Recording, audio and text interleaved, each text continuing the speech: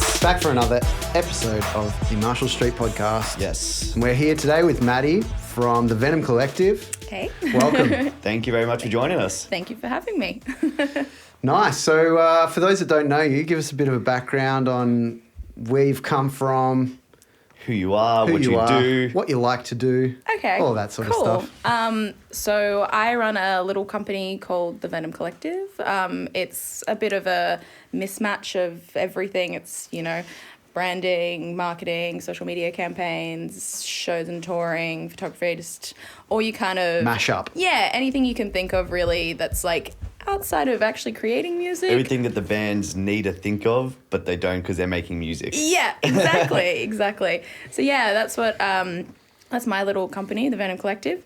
But I started that probably back in July last year, so it's about 8 months now. Nice. But prior to that, I've kind of been involved in the music industry since 2015.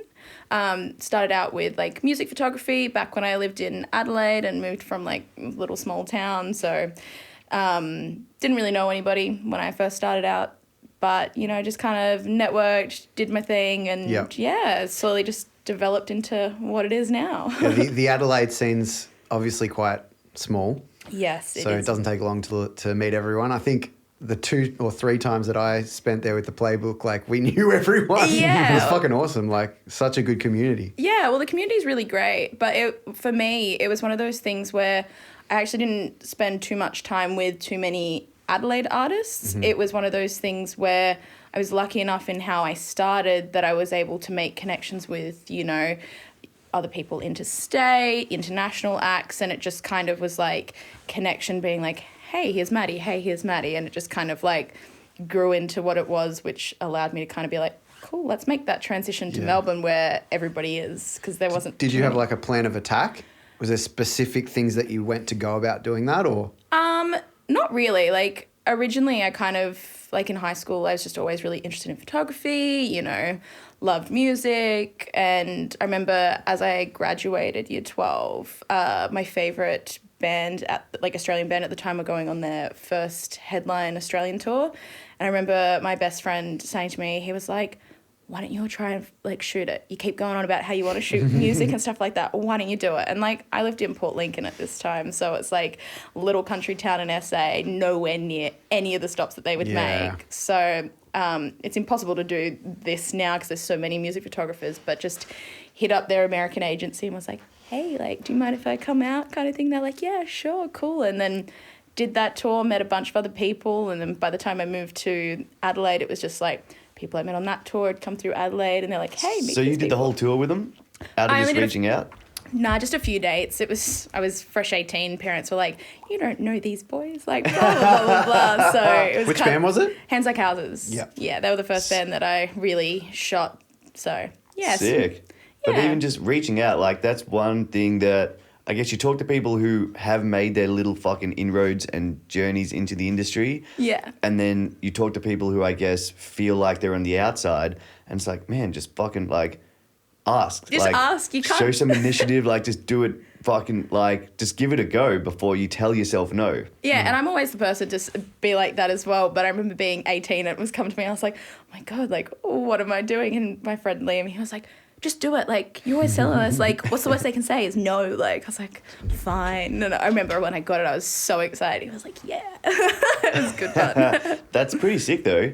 Yeah. And then, so moving to Melbourne, did you have the intention to work in the music industry? Or was it I'm going to move to Melbourne and kind of see what happens? Or is it I'm going to Melbourne and this is what the fuck I'm doing? So, when I moved to Adelaide from Port Lincoln, I actually studied visual communications. So it's kind of a mix of graphic design and all that kind of stuff, which is where I get the branding and that from.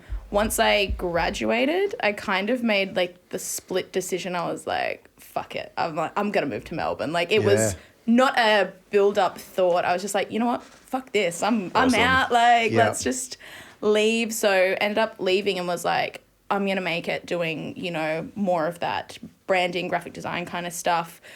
Moved over here, was working a full-time job for a little bit, and then was like, man, I really never jumped in and did any of that stuff. And then everything kind of shook up for me and I was like, all right, cool. Now it's time to actually go do what I plan to do and start making something of myself. And obviously I'd been more involved with the music scene and had been since like 2015. So it was kind of just like a natural progression. Never really was like, this is what I'll do. It was always just like music and something creative. I'm sure that happens to a lot of people. They kind of just naturally gravitate towards something, don't actively think about, all right, I'm strong at this point, I'm strong at this.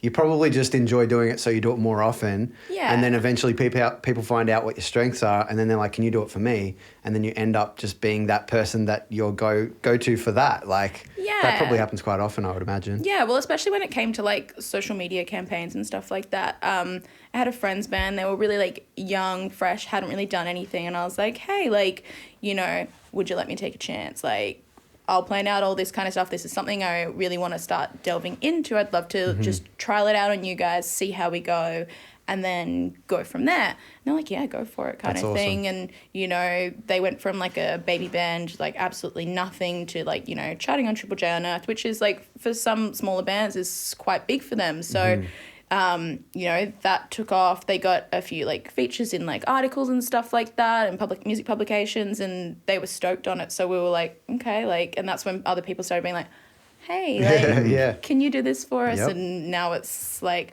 I've got currently 2 campaigns running, one that started today and then another 3 that are starting in the next few weeks. So it's kind of like, oh my God.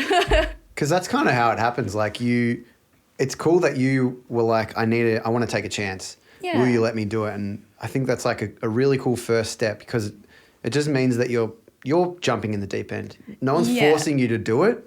So your action means that, all right, I've put myself in this position. Now I have to show my worth or try my ass, like just really fucking try. Yeah. And if it doesn't work, then it's on me. Yeah, but then, 100%. you know, it's like same with like me for mixing and recording. I was just like, people are trusting me to get a product. Like, I need to be able to do it. So if I don't do it, it's on me. Yeah. You know, and then you learn along the way, because you just 100%. like make mistakes and, you know, you do things wrong, and then you see, okay, well, I'm not going to do that again. Yeah. Well, I've always been like a big risk taker. Like my little sister, she always goes, oh, you've got dumb luck. Like even to Melbourne, I literally decided and was like, cool, I'm moving. And I was like, I have no job. I don't know what I'm doing. Like nothing is set out except for the house that I'm going to like move into with these random ass strangers. And my sister was like, you fucking crazy.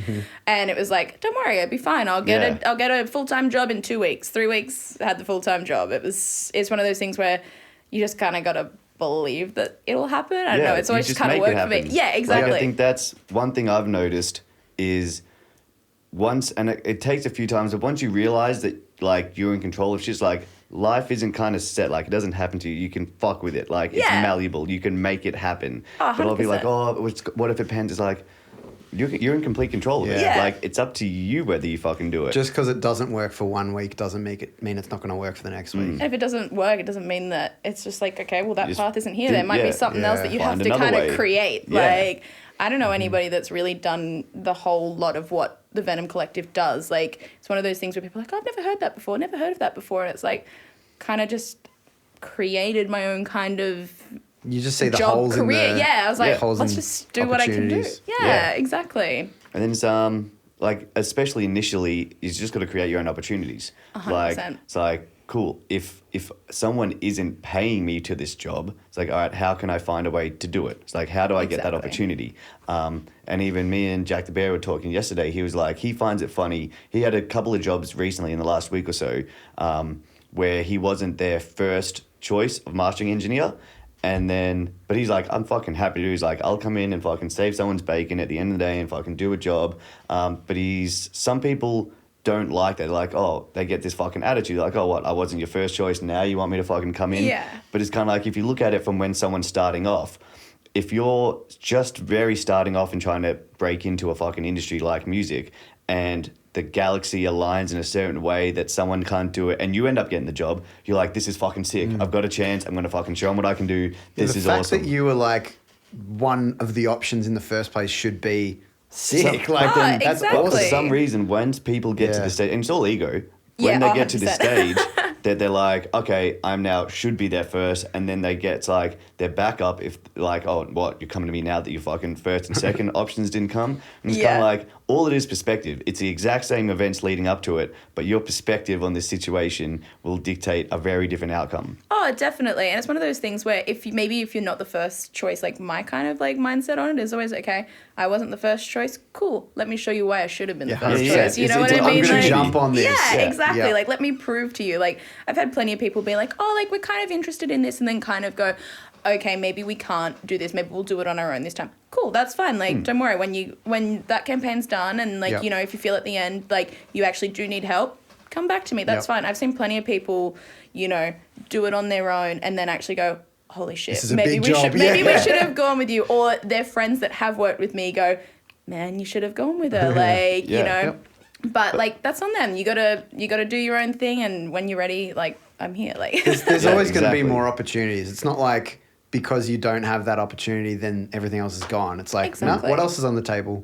What else can I look towards and work towards? Yep. And I think even like, I think I'm similar in that I've kind of found a path in music without necessarily being in the fucking band. Yeah. And for me, it was like, what can I do? It's like, what do you need? Like, I can fucking upskill myself. It's like, you guys don't want to do that? I could do that. Okay. So it's kind of like just finding a way. What do people need? And it's fucking amazing. Like, if you can be the person, I always think of it as like the facilitator. If I can just facilitate a band to be the best that they possibly can, they're going to want me in the room. Yeah, like, if I can facilitate, whether it's a producer out of here or whether it's you or whether it's fucking Stu, if I can be the dude that makes you the best possible version of you and make your life easier, people are going to want to work with you. You're pretty much DJ Khaled.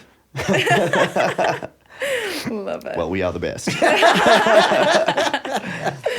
that. And that's the end of the podcast. Thanks for coming. And then I guess talk us through how you met Steve. Because you've been working with Steve for a bit. So for those that don't know, Coach has been on the podcast. He runs a company called Future Artist Development. It's basically like a one-stop shop for heavy bands and pop punk bands, right? Or any bands really. Yeah, like really. Any genre. There's no real limitation. I think he's worked with country artists, obviously like hip hop, like he's worked with, you know, punk rock, you know, metalcore, like it's everything. Yep. Yeah. Yeah. So how did you come across Coach? Oh gosh. We all at some stage come across Coach. For me, it was very recently as well. Oh really? Yeah. Mine's a terrible story. Oh, this is gonna be awesome. So I was on tour with a band at the time, and we'd gone out that night after they weren't playing that night. We watched another band that they were friends with. They were playing at Festival Hall.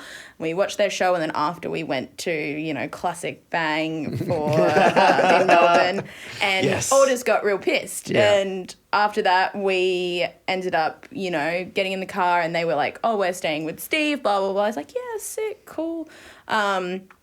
And yeah, pretty much walked into his house, you know, stumbled on his table, broke all the glasses on the table, and he was like, "Who the fuck is this bitch, and why did you bring her here?" Like, so yeah, and pretty much ever since then we've been. So you did stumble into his life. Yeah, I stumbled into his life. Yeah, so the second time wasn't too much better, but pretty similar. So that's how to make a first awesome. impression. That's like, that's a look at me moment. Wasn't meant to be a look at me. I was like, oh, oops. It's awesome. And when was that? How long have you... Because you've been involved... You do like some branding with future artists as well? Yeah, so that was back in 2015, so like early days when I was starting. Wow, right. 2015, 2014? 2015, I reckon that tour was. That's when I met Steve, and we just kind of like been friendly ever since. When I moved to Adelaide, he would come through with bands and stuff like that. My house was kind of like the crash pad for touring bands. Yeah, you stayed there. Like, did you? The parties, yeah. Oh yeah, it was great. We'd have like, you know, people coming through, like to the point where even like international acts, people would be like, "Hey, like this international act's coming. Can you like house?" I'm like, "Yeah, cool." And we just have parties and stuff. Yeah, it was good. Yeah, it was a good time. But yeah, so like stayed in contact with him through there, and then moved to Melbourne, and was kind of like, you know, Steve's like my main man, like, yeah, well, you know, pretty much like brother figure kind of thing. Mm-hmm. And I moved, and he's like, "Hey, I'm thinking of doing this thing called Future Artists," and I was like, "Sounds cool. Like, I kind of want in. Like, what, you know?" He's like, "Yeah, like you could do this. Like, what are you thinking?" And I started out pretty much being like, all right, I'm going to do photography for him and stuff like that. But he also had another girl that was doing photography. It's like, okay, well, we've already got someone else doing photography as well. Is there something else that you can bring to the table? And I was like, well, like, I did branding at, like, you know, uni and stuff like that. Maybe I can spin that with musicians and stuff. He's like, yeah, cool, like, sick, like, we don't have anything like that. I was like, okay, let's give it a whirl. Then it led into, like, the marketing stuff, and eventually he was like, I always wanted to have, like, my own company and do it on my own. And he pretty much pushed me at the end of the year and was like, why don't you, like, do it? Like new financial year, push your company, like we can be, like, affiliate partners and stuff like that. I was like, sick. So, like, we work really closely with all of Future Artist Development. You know, I obviously recommend, you know, working with Steve to all my clients. He recommends working with me with all of his clients. We're, like, practical and stuff like that. So, yeah, it's a good little partnership. So let's talk some kind of key things that you either notice or notice lacking in bands that come to you for help for branding and marketing and things like that. Okay. Well, we'll start with, like, branding, because that's kind of, like, more of, like, the easier one. The marketing, social media stuff is huge. Yeah. But, like, on a branding sense, a lot of the time bands will come to me, and a lot of the time we'll talk about, like, okay, well, how do you want to be perceived, and, you know, what kind of image do you want? Like, I'm not going to be here to be like, okay, you're going to be this, that, and that. Like, a lot of people think, oh, that's what it is. It's no, you're telling me what you want, and I'm helping you kind of work out how we can push that. So a lot of the times I find bands will be like, oh, we want to be perceived as this in this area, and then we jump to a completely different area, and the two contradict each other. It's like, you know, it's like, oh, yeah, we want to be mysterious in this and blah, blah, blah, blah. And then, oh, but we want, like, you know, super loud in your face here. And you're like, they kind of contradict. Like, which one are we going to pick? Like, we can blend some things, but sometimes you have to be like, okay, well, what's going to go? That's probably, like, the biggest thing I see with, like, branding stuff. It could be, do you think, potentially because obviously there's multiple band members in the one band? Yeah, do you think definitely. That comes down to that, or? It definitely comes down to that, but it's also one of those things where a lot of people that do go through doing branding, it's not something that they've thought of before. They're not thinking in that kind of a mindset of, like, how do we want to be perceived? And, like, well, they are, but they're looking at it in, like, a small bit over here and then a small bit over here, and what they're doing is creating, like, this mismatch image that their audience is kind of like, who is this person, and therefore not really picking it up. But yeah, like by the end of it, a lot of the times bands are like, oh, okay, like, we'll change that one thing and it's pretty consistent, and, you know, we'll go through how to, you know, do social media outside of campaigns and stuff like that, like, how should you be doing it because you want to be perceived X, Y, Z? Like, what should you be doing? All that kind of stuff. So, yeah.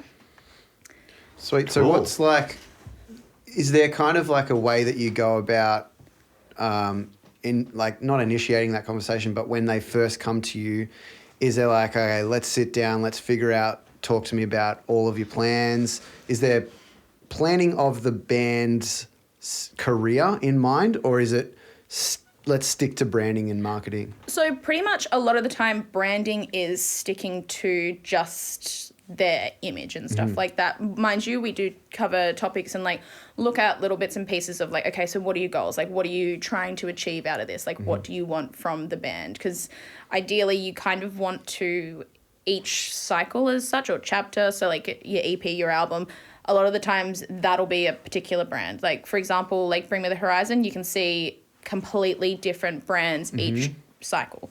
So it's something that you want to kind of come back to each EP, each album. So we kind of go, okay, well, what's your goals? And it's funny, like, I've sat down with one band twice, and their goals from that first initial one are very, like, broad and big, and then after doing a campaign or two campaigns and then coming back and doing the branding for the next lot, their goals and stuff for that were more, like, focused on, actually, no, we want these kinds of stats, and this is where we want to be. Like, yes, we still want some of these things, but it's a bit more realistic, and it's good to kind of see that growth in like, what they're kind of, like, wanting out of it. Yeah, I think if you can, anyone that can niche down, whether it's a business or a band, the more likelihood is you're going to get super fans or people that really really identify with your music. If you're super broad and have this like overall like, yeah, we're a metal band. It's like, cool, there's millions of metal bands, like, 100%. you know what I mean? So it's like, as soon as you can niche down and find that, like, okay, this is how we want to be identified. This is like, I want to be the band that people go to when they want to listen to this. Yeah. And then that's like, cool. Then that comes with coloring, like fonts and all that sort of stuff. Yeah. And like a lot of that stuff, we'll touch on some of that stuff in like, you know, coloring and that kind of stuff. So like, you know, say for social media, okay, well, if you want this kind of, you know, image and stuff like that, okay, well, maybe we need consistency throughout what you post, you know. Sometimes it's not so much for bands. Sometimes they don't really care too much. It's like, okay, well, you still need quality content. So maybe we're focusing on, you know, pushing you guys as individuals and your friendship and your personality and all that kind of stuff. So it's about showing that and showing who you are and stuff like that. Others are kind of like, we want a bit of more of a retro kind of vibe. And it's okay, well, let's get in with the film cameras. Let's get in these kinds of things. Yeah, and it's intentional. Yeah, it's like just trying to be a bit, more intentional with the content that you're creating and posting and all that kind of stuff. And I think it's interesting and somewhat challenging doing it with bands purely because when it's like an artist talking about their art, as soon as you try to label these things like, all right, this is the branding, suddenly they feel like, oh, well, this is how people are perceiving me, or this is, and it's especially bands early on, like sometimes I just don't even know, who they are yet. Yeah. And it's kind of, they feel like, fuck, we can't put a label on this, like this music, because what they're doing is labeling me. And it's kind of like I feel bands at the start, it's like you need to go through that process where shit's kind of fucking everywhere. So guys, go out and like do this. Then it's just tightening the screws. Like what's naturally occurring in the band, what's organically happening there. It's like, all right, let's just put some boundaries around it. Let's start to hone it in. Let's just fucking tighten everything up. Because you can tell the story. That's the thing. It's like their fear is that their story is going to be taken away from it. It's going to be a manufactured story. And that's like, no, that's not true. You can give yourself. 100%. And like, I kind of like agree with you, but I kind of disagree. Like, you kind of don't want it to be too broad in things. And that's why we do the branding. And I ask the questions on like, okay, well, what do you want? And we kind of go, okay, for this cycle, stick to this. As you go through the cycle, you kind of start to notice like, okay, we don't overly like this. Take note of that. Next cycle, change it up. Keep it just this way for this cycle, and anything that you don't like, change in the next cycle. It kind of keeps it consistent and all that kind of stuff. So cool. How do you find, is there any, how do you find that like even bands early on going, okay, what do you want? Because I think sometimes sometimes when you ask for someone's input, they create input. When it's like, they don't really know what they want, but when you ask them a question, when you're like, okay, so what do you think? Then someone's like, oh, I've got to come up with something. And they come up with something that's not actually fucking true, or purely because you've given them the onus, you've given them choice. Yeah. Well, like, so one of the things I do ask a lot of the bands is, okay, well, what's like a unique element that we can push? Because every band has to have a unique element. A lot of the times people are like, okay, oh, it's the music. And it's like, well, that's all well and good, but like, let's find something else. Yeah. Like, to the point where sometimes we'll be like, okay, while we may not have something because we're so fresh, let's pick something that can be the unique element. We can change it and your unique element will come about at some stage. But like, let's just pull that. And, you know, sometimes people will come out with like, oh, let's be this, let's be that kind of thing. It's kind of like my job to be like, okay, well, that's a bit, you know, left field. Like, let's focus in more on this. Like, what parts of that are you really trying to say? And let's see how we can push that in. Can you give us any examples, like any specifics? Oh, I'm trying to think. Well, I had like a band recently, and we were talking about, we were looking for like unique elements, and they were trying to come up with bits and pieces, and you know, they had their manager there who was like throwing out bits and pieces, and it was one of those things where I had to be like, look, great ideas, but it's not quite what we're after. Like, a lot of them were, oh, this unique sound, or let's pull this, which is like, has nothing to do with the band. I don't want to go into too many specifics because I don't want to give it away. But in the end, we ended up being like, okay, well, the big thing that I'm seeing here is that you're all like really close friends. Like, you guys, you know, live together and bits and pieces. So why don't we focus on that? Like, you know, let's sell that. Let's, you know, make more posts where you're showing the friendship. Like, make that unique point. Like not everyone in bands are, you know, close that close of friends. Like, you know what I mean? Where they're like, you know, living with each other and stuff. A lot of bands don't even hang out on tour. Like, they're just like, I'm going my own way. I'm going to read a book or something. Yeah, and so it's like, that's something that, you know, we kind of like created together and we're like, okay, cool. And then the next thing was, all right, if we're looking at your image, you're all really different people. Like, let's focus on, okay, well, let's give a small little bracket that you can all kind of like fit in, that you define yourself. And then it's like you all appeal to different people, cool. Like, you know, that kind of thing. Yeah, because it's important to be identifiable in like a personality wise, because you want people to be able to relate to you. Yeah, well, some bands don't. Some bands want like no identity whatsoever. Yeah, right. They want it to be about the music and the concept. And I've worked with a few bands like that. But it's, like there are a lot of people who want, you know, the individuality, the personalities. And I feel like that's kind of what a lot of people as an audience want these days. They want music isn't enough. I keep telling like all my clients, music isn't enough anymore. Yeah. People want other things to invest in, like, you know, behind the scenes, extra content. Who are you? What do you do? That kind of stuff. Yeah, absolutely. Because it's like music's not a commodity anymore. It's free. Yeah. All music is free. You can go on YouTube to watch video clips. You can be on Spotify for free. Yep. You know, you don't have to go to Bandcamp to buy their albums. You know, some bands, if they want to put themselves in that market where they only exist on Bandcamp, that is actually one way to do it. Yeah. And then you're creating that like really insider type band. But really these days, most of the time, you don't have to look too hard to find people's music. And why would you try super hard unless you're that personality like type? Consumers won't. That's like, even from business, you want to create as least friction as possible between consumer and your product. Like if you're a band starting up and you think it's a great tactic to put all these fucking pay barriers in between an audience and you, it's stupid. Like you may be like, oh yeah, but you know, it's like, if it's commercial success that you're after, like if that's it's long term, because you're putting barriers in place. Like the consumer isn't going to go hunting. That they don't care. Like they'll go to what's easier. So it's it's interesting. Like these days, because music is not a commodity, it's free. You have to build your brand. Once they buy into your brand, once they buy into your personal brand, it's like fuck. Ollie Sykes made a whole heap more cash or fucking drop dead than he did off the band. Yeah. But people buy all the other income streams. I think that's why there's the artists who get successful today and the bands who get, you know, the big success, they're low-key some amazing strategists. Like, these guys are thinking out things, and girls are thinking of things so fucking incredibly smart in terms of how to leverage a personal brand and fucking tie in with other brands and drop shit on different fucking platforms. Like, just putting out a hit record isn't going to pay rent anymore. Oh, 100%. It can generate awareness if you go about it properly, but at the end of the day, awareness is only good if you fucking monetize that at some point. Oh, 100%. Like even like Hayley Williams, like the hair dye and stuff like that. You know, you've got to have other different revenue streams. And like, I feel like my personal opinion is like, you know, having that personality and allowing people to actually invest in you as a person allows for those types of bands to be able to, you know, say, you know, 2 to 5 to 10 years later down the track, if you're big enough and stuff like that, you have the option to be able to start making those other revenue streams because people actually give a shit about who you are and what you do outside of the band. It's not just music. Yeah, there's like a comparison there with someone like Elon Musk, who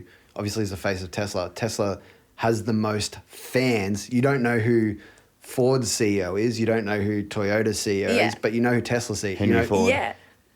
He's the fucking creator, not the CEO.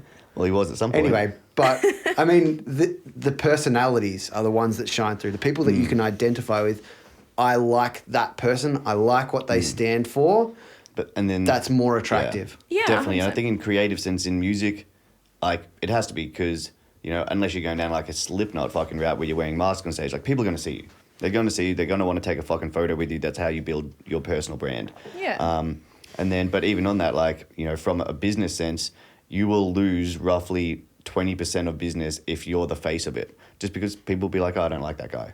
Yeah. They'll be like, oh, like people, regardless if they align with their values, if they don't, just because there's a face on the front of it, you are going to lose some business because it's a person at the front. It's like, who's the CEO of Coca-Cola? But do you think that's a good thing though? Sometimes you want to shed the... It's neither good nor bad. Yeah. It's just something to be aware of. Yeah, yeah. I think sometimes like it's good to shed that though, because if you if all people are doing is like, I don't like that guy, cool. That doesn't really, what means more is someone's like, I fucking love that person. That means a lot more than, I hate that guy. I think, I don't know. I feel like with like music and stuff like that, a lot of the time, besides like your Slipknot bands and stuff like that, there's always going to be a face to it. You know, there are people that are like, oh, I don't like that guy, but sometimes people, you know, don't want to invest that hard in the band in that aspect, and that's fine. The branding is there if they want to invest, but it's not the core for those people. Some people purely like music, and that's okay. But, you know, people that hate, like, you know, a certain, you know, band member and stuff like that, if you don't invest in it, that's cool. But there's those people that hate on people, and, you know, that's all well and good too, because, like, you know, look at people like Ronnie Radke. Like, some people fucking hate him, but look at him fucking climbing the ranks. Like, you know. Yeah. So that's what I mean. Like, the people that love them to that, like, I'm a massive fan. That means more. I mean, to me, I don't know what it means to anyone else, but like, if someone loves you or they hate you, I think the extreme love. But I'm sure that depends on your personality and what you respond to as well. Because if you respond to hate and you get upset and stuff, then that's going to be worse. Yeah, hate is always going to hate. Yeah. No, it's fine. Nice. So what's Ronnie doing these days? Oh, I have no idea. Isn't he in Falling in Reverse? Yeah, he's in Falling in Reverse. I don't know. I see him on Twitter all the time in like little beefs and stuff like that. That's all I know. I get good enjoyment out of it. Yeah. He's staying out of prison, no longer on fucking house arrest in Vegas. I don't know anything about that. I never cared. I don't give a shit about that sort of that stuff. first EP was so good though. Anyway, Album. No, it's an EP. 10 songs. Album. Well, we'll call it an EP for now. So even let's get into some, I guess, takeaways for bands. Like, what's some actual practical stuff that bands can kind of implement if they're listening to this? So if you're a band starting out and you're kind of just getting your fucking shit together and you're listening to something like this and like, fuck, all right, we haven't even thought about marketing or branding. Guys, let's get in a fucking room together. Let's have a chat. How do you open that conversation? Is it like, cool, is this who we want to become? Is this who we are? Is it a bit of both? Is it a fucking something that they write down and they execute? What's kind of step one for a band in that first 1 to 3 years for them to start thinking about to go, cool, all right, how do we bring this together? Okay. Well, that's a very broad question, but a good thing is like I don't know, I'm a big like pen and paper, write things down, but like, you know, you do what you want to do. But you know, a good spot to start is to start working out, okay, well, who do we want to be?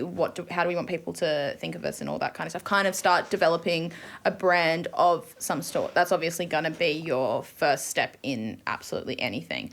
But like that next step is starting to like actually implement that. And so that's like things like making sure like your social media is like consistent. So, you know, making sure you're using high quality images, none of this like semi-blurry iPhone pictures that just look like shit. Hey, iPhones take some good photos these days. Sometimes it works, but a lot of the time it doesn't. You know, making sure like your display pictures are consistent across all social platforms, you know, making sure your bios are actually like decently written. Like, you know, maybe you go and get someone like to write it for you, or maybe you can write it yourself, but just making sure that kind of reflects your brand a little bit, and also tells people what they need to know, not just like, you know, shits and gigs. Like, I've seen lots of bands I've worked with, you know, bios that are kind of like here, there, and you're like, well, that really doesn't tell anybody who you are. If it's kind of like we couldn't really care, this is like kind of a funny thing. It's like, take it a little bit more seriously. Facebook has like our story on the pages. That's a huge thing to like include. People think that, the people aren't going to really care about who we are and what our story is, but people actually do. Like, there are so many people that actually give a shit about like your story, where you came from, all that stuff. So, you know, creating that and giving that a bit of in-depth, you know. Even on that, I think a good point that touched on there is bands come up with how they think other people consume shit. It's like, you don't. It's like it's like you wouldn't release music just to one fucking platform. It's like, I think a lot of bands need to get out, and a lot of artists, or, you know, even businesses in general, need to get out of this thinking that they have this magic crystal ball that they can predict how people are going to see it or how people are going to... It's like, just do it. It's out of your control. Just put it out there, because people consume and engage with different shit in different mind frames, and you want to be available for them to consume your shit. Exactly. And then it's like, a lot of the social media platforms give you hints about how to get fucking good at it. Like, they tell you, they're like, Facebook's like, hey, guess what? This post is performing better than 95% of the other ones. Would you like to boost it? Facebook's like, hey, guess what? This post is going good. Put some fucking money behind it. Put $10 to amplify it. And like, that's a great way to just amplify organic content. As soon as you mention paid stuff to bands, it shifts their mindset. They're like, "Ooh, what am I advertising?" It just goes completely 180 degrees to what it should be in terms of, you got to think of, or bands in the early stages should think about paid promotion in terms of amplifying good organic content. If you do a post where you just happen to word shit right and the picture's fucking good and it just happens to click and people fucking see it and they're like, "Ooh, this is a good one, I'm going to like it." Amplify that. Like, don't then create another bit of creative content that you're going to go put money behind and hope it fucking... It's like, you've already done a post that's good, that's got engagement. Facebook will show that to more people, and that's actually how you can kind of trigger viral content, because you've got a post that you've posted, it's got a whole heap of fucking likes and fucking comments because it's a good post, it's engaging. Now you put fucking as little as $10-15 behind it. Facebook pushes that out to a lookalike audience. That audience sees this fucking post with a whole heap of action. They fucking like it and they share it. And then now you've triggered an organic fucking post. Rather than going, "Oh man, we had this awesome fucking post. All right, I've heard about paid content and Facebook Ads Manager is super fucking cool. Sweet, let's create a thing for our next show. Hey guys, show coming up. Fucking say this at the door." It's like, you've just applied marketing tactics into a social community which don't translate. Like, treat the platforms with the fucking how they should be treated. Yeah, and like, I will like only really encourage bands to use like the ads manager and stuff like that when you're like doing like a proper campaign. So like, say you're doing like a music video and you're trying to push that. Okay, yeah, use the ads manager and get it ready to push that kind of stuff. But yeah, if there is like a post that is going quite well, it's like, yeah, just boost it. Like that's totally fine. Like, you don't have to keep just doing ads manager stuff. Like, it's good, it has its purposes and stuff like that, but yeah, I agree. I think I like another part that you said of the whole imposter syndrome thing, where people are interested in music, right? Yeah. They're still interested in music. It's not like music isn't interesting anymore just because you can get it for free. People fucking love music. So the music that they do love, think about when you're a teenager and you haven't got a job, you've done your homework, you're sitting around fucking doing nothing at home. What are you going to do? Stu, I think you're a little out of touch. That's not what teenagers are doing these days. I was going to say, I don't think my teenage sister does that kind of stuff, but sure. Yeah, but like, what are you going to do? Like, we're old, Steve. Stu. Yeah, but Stu's older than most. Yeah, but like, what are you going to do? You're going to spend fucking time... live? Shut the fuck up. What are you going to do? You're going to sit there and look into shit that you like. Fuck you. There are still kids that do that though. Like, you have like communities like Reddit and stuff like that. Yeah, exactly. That are, like, you sit there and find out more about shit that you like. Yeah. You don't go looking for new shit. You do sometimes, but a lot of the time you're like, I like this. I want to know more about it. Yeah. I'm going to go on their YouTube. I'm going to see their video clips. I'm going to find out where all the rest of their music is. I'm going to read their bios to find out where they're from, and whether they're playing gigs. And the new shit you do discover is usually through those. Like, correct, it's kind of like your way of like word of mouth. Yeah. It's like, oh fuck, I remember like back in the days, you'd see it fucking what bands played with who, or even I'd see like band shirts that they were wearing. Like back in the day, all the fucking emo bands, like Story of the Year and shit. They'd be wearing a band, like, they'd all be wearing band shirts, and it'd be once like, who's that? Yep. And you go and fucking look them up, and you're like, damn, that's fucking, that track bangs, and then fucking this dude's in that film clip, and you're like, fuck, I've seen this dude in all this clip, who the fuck is it? But you'd be surprised, people still do that. So, like, I'm new to Reddit, but I've been doing, like, a lot of, like, little research in, like, a lot of those, kind of forums, and just, like, kind of asking, like, hey, like, how does everybody, like, find new music for this kind of stuff. And you'd be surprised, there's still so many people that, suss out other people's band shirts. So, like, merch is important. Yeah, but, like, I believe it. all those kinds of things, like, all those old school ways of doing things, people still do that. It's just, people are like, oh, no, it's old school. Yeah, I think people are a bit more switched on now, so you got to be smart about it. Yeah. And the people that merch well fucking capitalize on that shit.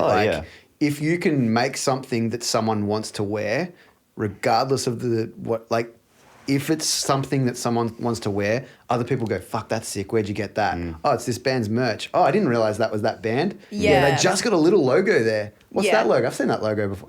That's super smart. If you can have something and merch well, that's where you can really do some good stuff. Yeah, I feel like a lot of the merch stuff, like, my personal opinion, is I feel like a lot of it's going in more that fashion direction. It's not so much like, oh, here's like big band logo. It's, it's either fashion or it's like old school band tees. Like, you know, like your Slipknot tees and stuff like that. It's that or that. It's very like rarely, or like the ones that I feel like don't do as well are the, you know, it's just basic a fucking ones. band logo on the fucking t-shirt. Yeah. Even, you know what I want to see brought back? You know those t-shirts that had logos that changed in the sun? Oh, no. Yeah. Like, you know those logos that you go out in the sun and it'll change? Let's bring that shit back. But what about, like, the cups that fucking, when you put hot water in them, like, they change? Yeah. Well, they were called... Heat-activated shit. Yeah. Do it. I will. I'm going to bring that back. Marshall Street ones. We could wear it to a nightclub and your shirt would change because you get all hot and sweaty. Okay, have fun with that. Yep. I like it. Yeah, cool. I think we're onto something. Yeah, I think this is a winner. I'll leave you to do that. Yeah, I was gonna say, I think I've seen it done a few years back. I don't know how well it went. Yeah, I don't think I've seen it in like 15 years. Really? Yeah. Hands Like Houses did it like, Oh, really? a couple years ago. Yeah, but I they're don't like wanna real do it hippie anymore. kind of vibe. So like it kind tie-dyes of, it kind of worked for them. Now, what's coming up in the near future? Ooh, we've got a fair few like campaigns with different bands rolling out soon. Plug 'em. So we've got Flagstaff, we've got Jurassic Park, which is currently going. We've got Wake the Blind. We've got Paperweight. We've got a few that are still in the lock-in stages. And then Dweller's another one. We've got a few shows that were in the booking stages, but we do have one that's coming up March 21st, which is Above the Fallen's final show. There's supporting them is Vatic, Earthbound, and Dweller. Got a few tours that are in the mix of being booked and trying to lock in for like June, July time. But yeah, pretty much just like pushing through. Like my schedule at this point is, you know, I'm in, you know, June, July at this point. Yeah, so I'm awesome. like, it's a crazy concept, but it's pretty cool. Sounds sick. Yeah. Awesome. Nice one. Nice. Well, Any I think final that's, thoughts? Nah, I think that's pretty much it. If people want to find you, Venom Collective, Instagram, Facebook, all of that. Yeah, pretty much. Yeah, Instagram, Facebook. Now have Reddit, you know, all that kind of stuff. So Cool. yeah. The Awesome. Venom Collective. Yeah, well, Yes. thank you very much for joining us today, Maddie. Thank you for It was having an me. absolute pleasure. Thank you. Stu, don't thank you for having us. Don't thank you. I mean, I don't unthank you All for right, being that's here. where we finish this one. All right, thank you guys for listening and watching. We'll see you next time. Peace.